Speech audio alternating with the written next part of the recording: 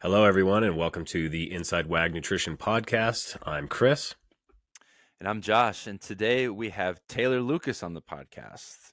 Taylor is one of our WAG coaches. She's one of 3 RDs on our staff, so she helps out a lot with the meal plans, programming those. Brittany talked about those on last week's episode, I believe.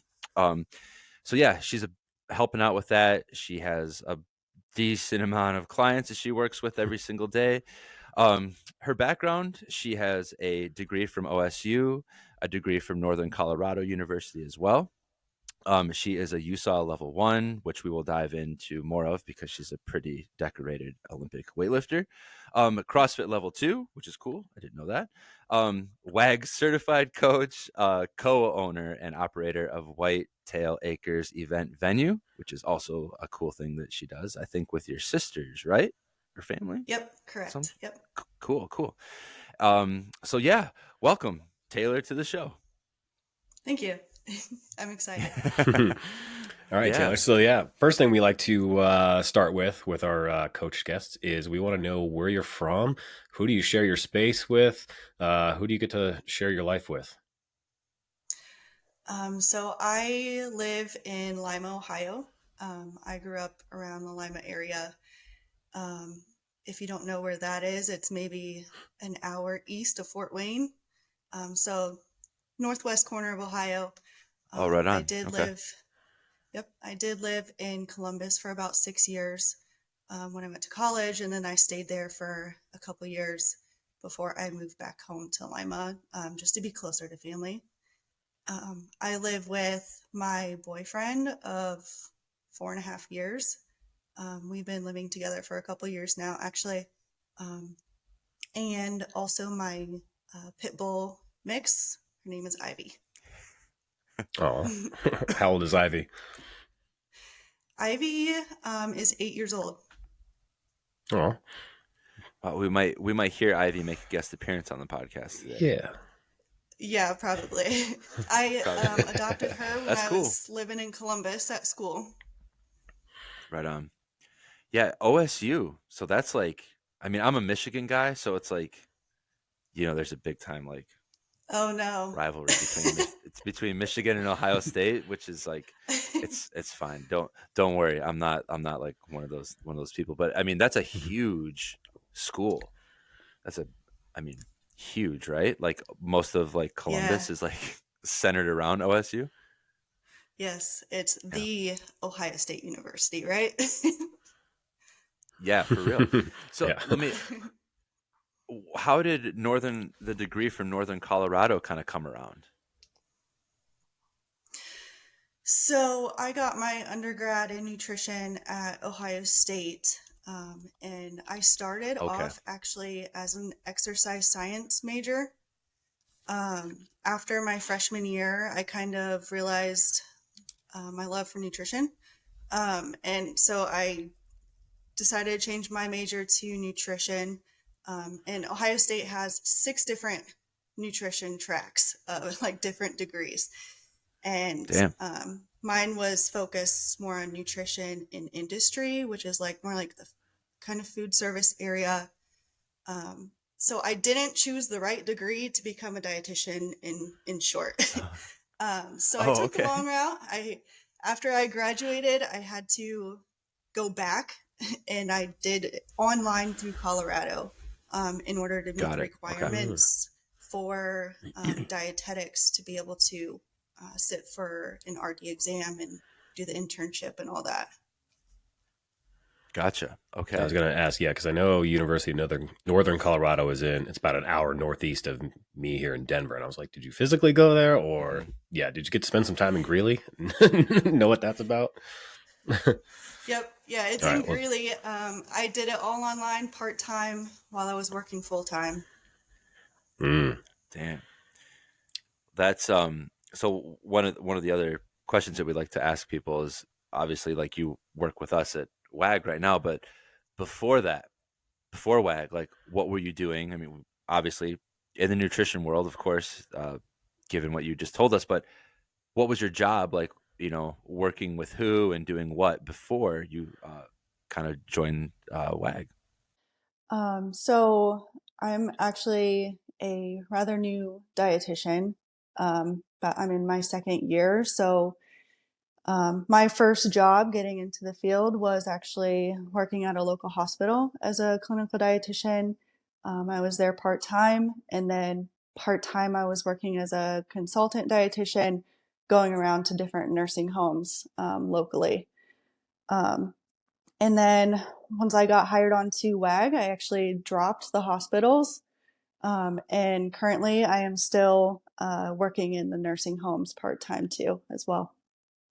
Right on. And then before becoming a dietitian, as you might know, we have to go through an internship, which is 40 hours a week, unpaid for about 9 months' time. So I have to be able to feed myself somehow. So Yeah. I had a job with, I was an Instacart delivery driver delivering groceries to people, which was really great for my schedule. It's flexible. I would do that in the evenings and on the weekends when I wasn't working for my internship for free. Yeah. Yeah. That's a brutal internship. It's Yeah. a long stretch of Yeah. time. I wonder if is it to like weed out the people that just aren't committed to stepping down that avenue, you think? Like, what do you think's the idea behind that? Probably, because honestly, that is extremely brutal. Like, if Yeah. you don't have support from somebody or help, it's impossible for most people. I mean, so I mean, Yeah. Well, it seems like a really big it's sacrifice. really excellent Yeah. experience. So you get experience hands-on in all these different types of fields: food service, clinical, nutrition coaching, the community, things like that. So it's great experience, Mm. but it's definitely something you have to be able to commit to and figure out how to do that. Yeah. Yeah. Absolutely. It's a big commitment. With you talked about leaving the hospital when you got to working with WAG. Did you find that was a hard thing to do, or did you find like the hospital kind of wasn't for you as far as like, doing this kind of work? So at first, I thought that I liked the hospital. I loved that rotation during my internship. I got into it, and it was kind of definite. I very quickly realized it was not my path. So what you do is you get nutrition consults, and you go see these patients that are in the hospital for one reason or another, inpatient.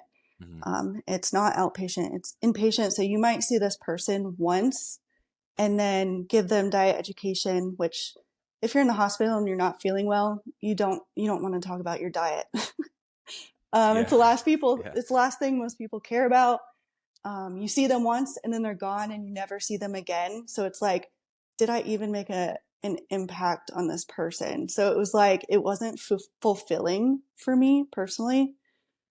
So getting into nutrition coaching and working with people on a weekly basis and Hmm. following up with them is like a worlds more fulfilling than that. So Cool. Yeah, yeah, I can imagine. Like, that's weird. You're just like, "Hi, I'm here to help you yeah, in this moment alone," right, but no like follow through. Or that's such a strange thing, and then you've got to commit so much time to that at the same time. It's such a weird right, process there. I can only imagine the difference it was of actually like coming on the WAG and forming relationships with people. Granted, not the ability to do it in person Right. remotely or through Yeah. video chats now that we get to do, thankfully, which is a great thing. But that's very cool. So how did you come about? Like, how did WAG come into your world? What was your first exposure to WAG?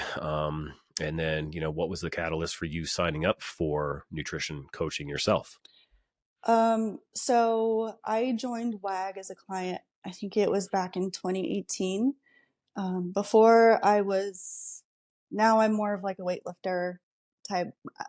But back then I was hardcore CrossFit. I started CrossFit about 10 years ago, I think it was. And I was competing all the time. had big goals. So I knew that if I wanted to get to the next level, I needed to prioritize my nutrition, and I just wanted somebody else's perspective on my nutrition approach. I found WAG through Instagram, actually. I had followed WAG for a while, and then eventually I pulled the trigger once I was out of college and working, so I could afford it. And my coach then was Laura Lee, which I absolutely loved her. I think she was matched up very well with me for where I was in that point of time. I was actually, that's when I was working full time and part time student with Colorado. So I was very stressed. I did actually have stress eating and not the greatest relationship with food. And she was really good at working with me to learn how to eat mindfully. And so she was an excellent coach for me at that time and helped me through that. So I stuck with her for around a year or so as a client. Yeah. And then actually around that time, I had applied to work with WAG. Right. Yeah. Right on. I never had any luck. I never heard back. But I didn't stop applying until several years later, and I finally got in as a sub coach, just because I knew the impact it had on me. And sometimes it's more than nutrition, especially for me at that time. And I saw how much of an impact you can have on a client. So I wanted to be part of that. That's awesome. Yeah, it's so much more than just macros, and we talk about it all the time. I'm sure you talk about it with your clients too, people that you work with. It's like you can talk to your blue in the face about what you should do, but it's like if there's other things happening, you have to tackle those before you can get to hey, you need to eat more protein next week. It's like, how about we do some other things to get you in the mindset to properly tackle this, so it's you said it best. It's so much more than that. So much more. I find it interesting too. I think you're one of the first coaches that we've interviewed where there was a specificity in the intuitive eating part of it, not so much as coming in with common goals that most people come in I want to lose fat, I want to build muscle. It's pretty common. Most people achieve one or two of those, both of those results coming in. But there's that other side of it, which is the mindset aspect of it. And I think you were paired properly with Laura Lee back then too. One thing I always like to find out too from coaches is do you remember what one of your first sub coach assignments was? Where you actually got to the chance to deploy your training and everything? Do you remember what that was maybe? It honestly, I think I've subbed for Josh, right? One time. I think you did. It was either Josh now that I think or Mitch. Okay. And that makes sense. I actually got a call while I was on vacation in Florida that I remember that I was hired on as a sub coach.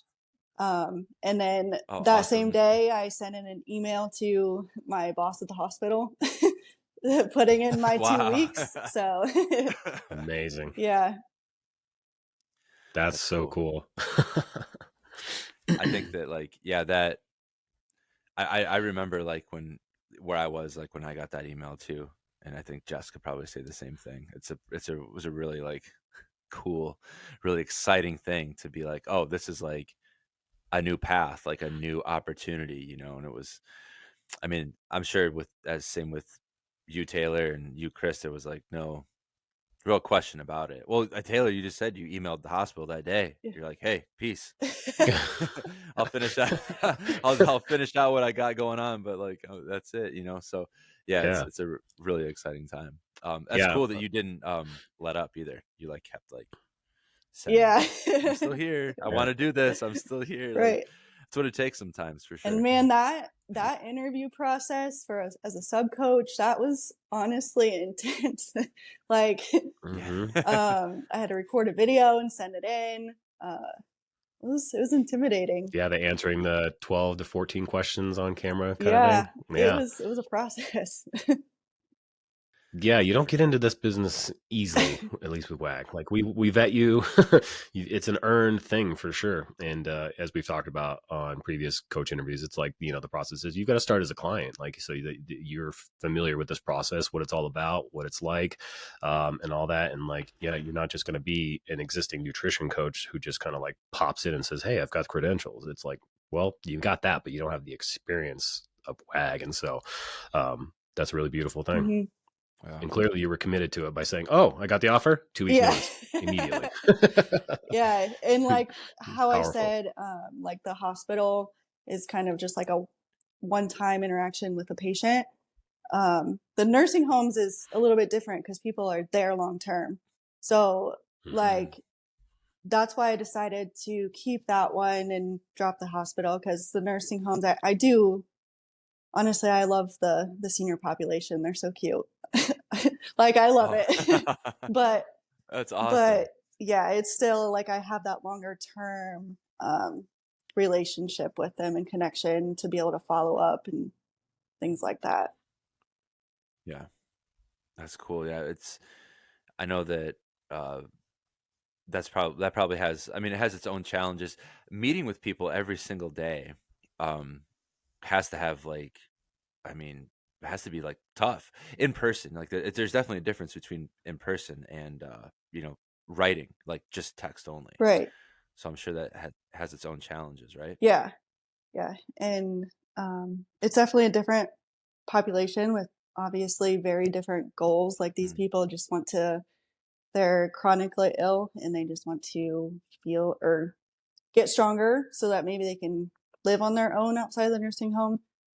But like I have to flip that switch going from working with like these elderly population to WAG nutrition coaching. So Yeah. it's a different ball game, like in sports nutrition, and kind of flipping that switch a little bit. Yeah, totally. So I want to like kind of piggyback off of that. You talked about getting in or signing up with WAG, and you were doing CrossFit, super into it, competitive. When did you decide to start focusing solely on weightlifting? Um, so about 3 years ago, I would say, is kind of when maybe 4 years ago, I did my first weightlifting meet, um, Okay. which uh, a a previous coach had been egging me on to do one for a while, and I'm just like, no, CrossFit, um, like everything CrossFit. But then I finally did it. I loved it. For maybe 2 years, I was still only hardcore CrossFit, dabbling a little bit into weightlifting meets here and there for fun, but that was not my focus. And then I'd say maybe 2 years ago is when I finally committed to weightlifting, and stopped all of the like the Metcon training and things like that, and weaned it down a little Yeah. bit. And at that point, I got really strong. I started just like full Yeah. time focusing on weightlifting. I have my own coach who does personalized programming, and he's a Cool. remote coach. That's in Columbus? Yeah, I met him when I lived Okay. in Columbus, and that's how we connected. Actually, it's a funny story how we connected. 2 years ago, I was competing at nationals. I didn't have a coach. I was just coaching myself, essentially, following generic programming. And Wow. I didn't have a coach. You made it to nationals? You made it to nationals doing that? Yeah, yeah. That's So pretty it was my badass. first time Hmm. competing at nationals, and it's hard to do a meet without a coach. So I was just like Mhm. posting on Facebook, can somebody help me, coach me? It was in Detroit, Michigan. And Oh, he responded to it. He made the trip. And from there, I was like, hey, do you want to coach me like full time, like programming and all that? And then that was maybe a a year and a half ago or so, and we've been working together ever since. So awesome. That's great. That's super sweet. I mean, I mean, you said it's just been like 3 years. Did you say it's been like that Yeah. long since you actually started going like full time? I mean, we should just go ahead and talk about the Arnold this year, right? Like how you crushed it. So we're gonna embarrass Taylor real quick. Hope that she doesn't mind too much. We've had the pleasure of working together for, I mean, it's been about 5 months now. But right before the Arnold Classic, which takes place in Columbus, the first week in March, she was on the wait list. She was not like fully like on the starting list, and we were playing with her nutrition a little bit, and we had a conversation about just getting like ready in case something opened up. She said that if something opened up, that she would do it. And lo and behold, like how many weeks out did you get the notification? 2? Maybe less. I don't remember. Maybe around a month or so. I think I had a little bit of Was it a time. month? Okay. Yeah. And so we knew that the Arnold was coming up, and we started tweaking her nutrition a little bit. She lifts in the 64s, 64 kg class. And she went to the Arnold, and she did a really good job. she did really, really well.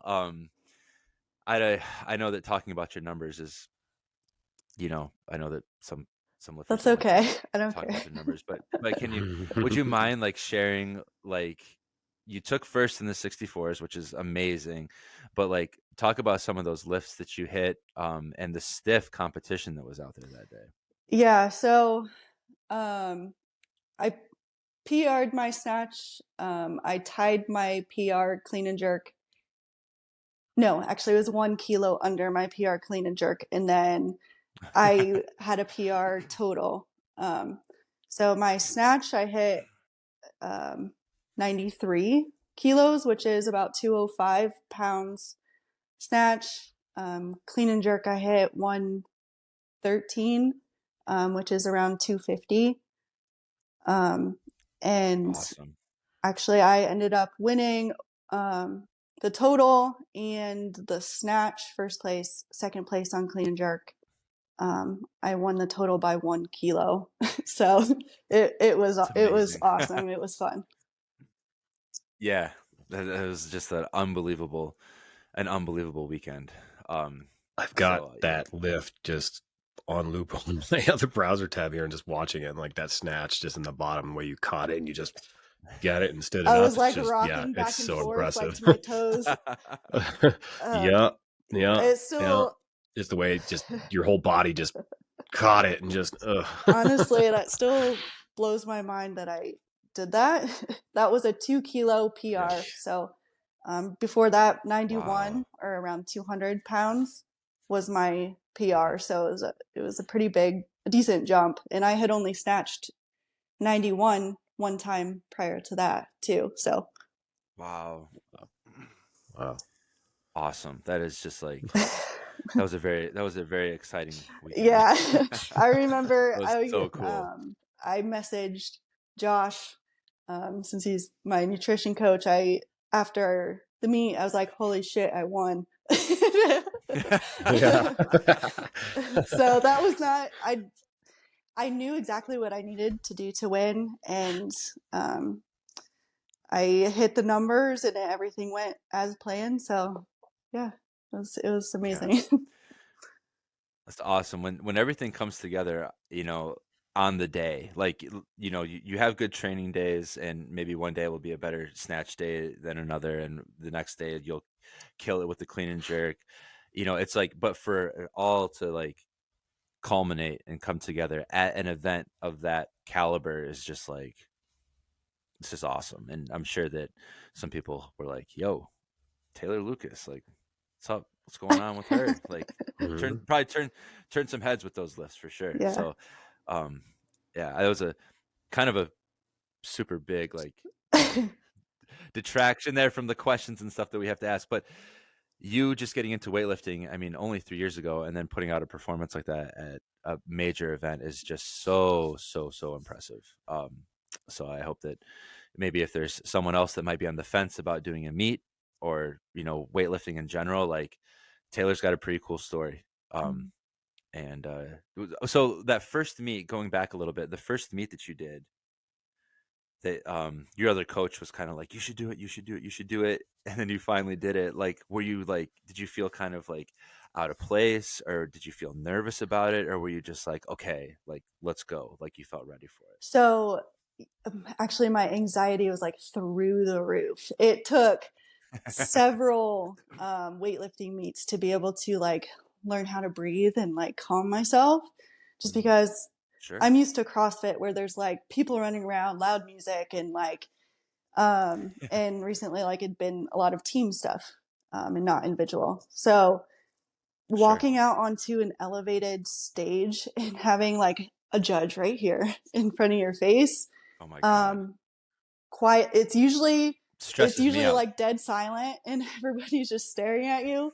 So like I had a hard time like calming my heart rate and like breathing.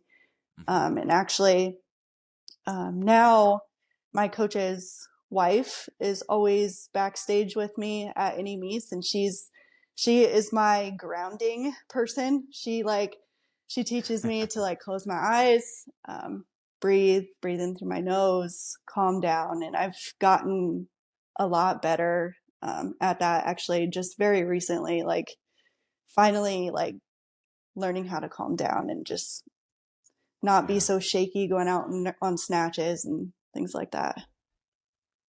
Sure. It's good practice. Very good practice. Yeah. What what would you tell someone that is like getting ready for their first meet, or like just getting into the weightlifting world, like when it comes to that? Because weightlifting is hard. Like those are hard lifts. Like even I say all the time, there's a reason that people spend their entire lives on two lifts, the clean and jerk and the snatch, is because they're not easy. So like what would you say to someone that's like just getting into it and they're like excited, but maybe they're a little bit frustrated? But having been there before, like what would you say to someone like that? Definitely having a coach helps. Somebody to help you count your reps for you is one thing, because that's stressful itself. So just knowing when you're up next to lift, sometimes it changes. Sometimes you're up next. Sometimes you're 3 lifts out because people change their attempts. Sure. So removing that stressor and having somebody else, a coach, worry about that while you just focus on lifting and warming up, that is probably my biggest suggestion for a meet, at least. Cool. It sounds like your coach is like top notch, and that's so cool that his wife like helps you out with the mindset stuff. Yeah, like, she's great during those like high pressure Right. moments. Cool. So we'll shift back to the nutrition coaching stuff. So having been a coach with WAG for a little while, what would you say is one of like your proudest like kind of accomplishments as a coach? Like breakthroughs maybe you've had with clients, I really just anything. Like what's one of your like proudest moments? I would say my proudest moment with WAG is probably going to be this podcast if it goes well. Oh man, you're doing great. Don't worry. Don't worry. I'm just kidding. That's hilarious. So in all seriousness, I've been with WAG for maybe as a coach, maybe 8 months. I think so. So I would say something that really like brings happy tears to my eyes is when a client tells me that they went to an event and they felt great in their skin. That's probably like the mindset progress to me is like one of the biggest wins, and not so much like focusing on the metrics. When a client can tell me that they are not worrying about the scale, but they're focusing on how good they feel in their skin, or their clothes are fitting better. That's probably my happiest moments when I read that in a check-in. Cool. Yeah, it's so much more profound than everything else, you know? And I think that stems from the fact that like we've helped break through another level for that client, right? Like you've supported them to change their mindset and that relationship with how they perceive things in their world. And it's so much more fulfilling than this, because you can hold on to that, because you can hold on to good feelings longer than you can Right. aesthetics, you know. And it's one of those aspects of like controlling what you can control, and you can control your perception and the way you see things and you view things about, and it's so much more valuable. And it's like the longer takeaway that's going to help serve that client for years, right? And they're always going to remember that Taylor helped them get there and achieve those breakthroughs, which is just such a profound and beautiful thing. And yeah, I get it. The teary-eyed moments, yeah, those means more. I love celebrating those things more than I do, hey, great job on hitting your goal weight, right? It's like, that's cool, but how do you feel? You know? So this might be something we maybe have already covered, possibly, but one thing we like to know is like what's one piece of advice that you like to give your clients? Like if there's some tried and true mantra, advice, or something that you tend to like to give to your clients, like what's something that stands out? So I feel like this kind of just goes along that same theme, and maybe just stems from my past experience too, as a client, but like learning how to incorporate all foods and knowing that all foods fit. You don't have to be restrictive, and nutrition is not black and white. When you are able to incorporate some of those maybe not so healthy foods or the more calorie dense foods in moderation, that's where you can have a healthier relationship with food. It's more sustainable in the long term. So I'm always talking about, like, when somebody says that they're guilty, say a client tells me they're guilty because they had a piece of cake or something. I was like, okay, but was that cake delicious? Did you enjoy it? Were you able to also pair it with maybe a balanced meal before that, high protein, some micronutrients in there, and then be able to have a modest portion of the cake, and then move on? Because there's always ways. Obviously, we do flexible dieting. You can fit that stuff in there occasionally, as long as it's obviously maybe not every day, but here and there. Right. It just helps you enjoy nutrition and just live your life. Yeah, the freedom to live and to experience and be okay with every experience. And it's what you extrapolate from every experience that really matters more than the object itself. Yeah, for sure. Yeah, that's a great piece of advice. I love that. That might be the title of the episode. Something about being able to eat your cake and enjoy it too, whatever, you know? Yeah. There you go.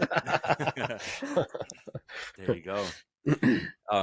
So we'd like to, I mean, we're coming up to the end here, just a little bit, but one of the things that we like to ask people is, tell us something that people may not know about you. Like anything. So I was thinking about this prior to the episode, because I know you've asked other coaches. Actually, you said it at the beginning. I co-own a wedding and event venue. I run that with my two sisters. My parents helped us get it started. We've been open for around 2 years now, I think. But awesome. Yeah, so I do that on top of the other things I mentioned. Everything else, you do that on top of everything. Yeah, so like on the weekends, I'll be in there at midnight cleaning up after a wedding. Or sometimes we take turns bartending the wedding. So I might be bartending a wedding on a weekend, and then preparing for a baby shower the next day, or just setting up. But it's luckily the cleanup and stuff, usually, if the wedding didn't get too crazy, it doesn't take long as we're all helping. But yeah. Awesome. Yeah, that's a cool spot. I think you have it linked on your Instagram page. I was able to check it out. It looks really nice. Really pretty Yeah. spot. Yeah. Whitetail Acres Event Yep. Venue. That's it. It's really cool. Yep. So we How bought fun. just like a storage building, and we redid the floors. We added a beautiful staircase to it. We added a bar, a patio, and we dug a Wow. pond in the backyard so people can. We built a pergola. Me and my dad actually pretty much built it together. The pergola on the dock, where people can get married outside too. Wow. Yeah. Jeez. That's pretty sweet. Yeah. That's a lot of work. Yeah. Yeah. That's really cool. Yeah.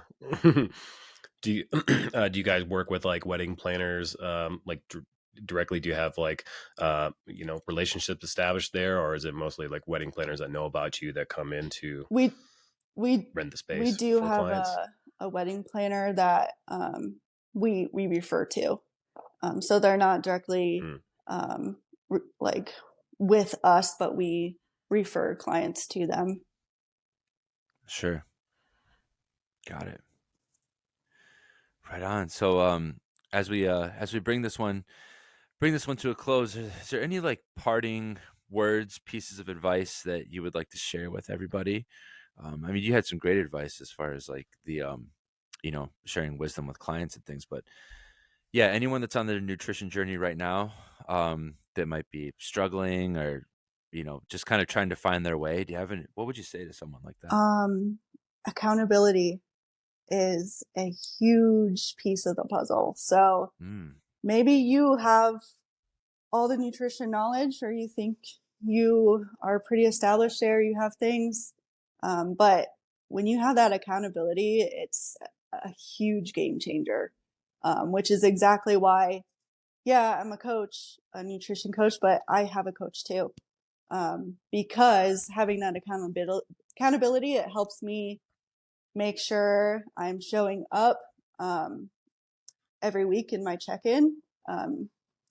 Obviously, if I have to explain something or why I wasn't showing up all week, or logging anything, or maybe not training, I have to explain that. And just knowing that I would have to explain that makes me want to stay on course. So yeah, so get that accountability. It's a huge game changer. Right on. Yeah, it is. And for anyone looking for that accountability, we'd like to help you get there. And by being a listener of the podcast, if you use the code INSIDEWAG at checkout on workingagainstgravity.com/join, we will be more than happy to give you $50 off your first month of membership so that you can be coached by Taylor, Josh, or myself, or anyone of the other fine coaches on staff here at WAG Nutrition. That's right. That is right. So thank you so much, Taylor, for joining us today. Really appreciate it. Thank you. Yeah, it was great to get to know you better. Yeah. And that'll do it for today, gang. So I hope y'all have a great week, and we'll see y'all soon.